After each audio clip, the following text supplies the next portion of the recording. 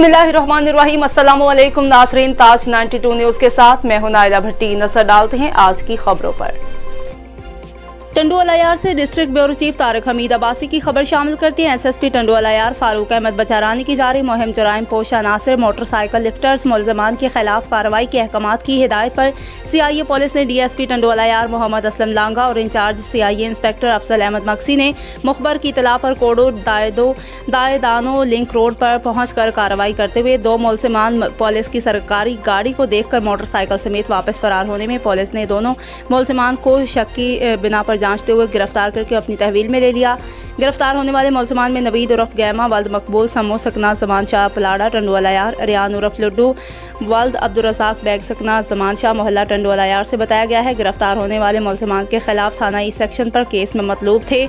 मुलजिम नवीद उर्फ गैमा के कब्जा से 1 अदद रिवाल्वर, 32 बोर और 5 अदद गोलियां जिंदा बरामद भी हुई। मुलजमान के कब्जा से थाना ई सेक्शन के केस गुना 219/2022 में 1 अदद चोरी की मोटरसाइकिल बरामद होने पर मुलजमान को ज़ेरे दफात पीपीसी 411 और 23 बाज़ाब्ता गिरफ्तार करके मुलजमान के खिलाफ थाना बी सेक्शन पर गुनाह 108/2022, पीपीसी 411 और गुनाह 109/2022 23/1 से नाम ऑर्डिनेंस का मुकदमा SIP इमरान अख्तर चांडियों की मदयत में दर्ज कर लिया गया।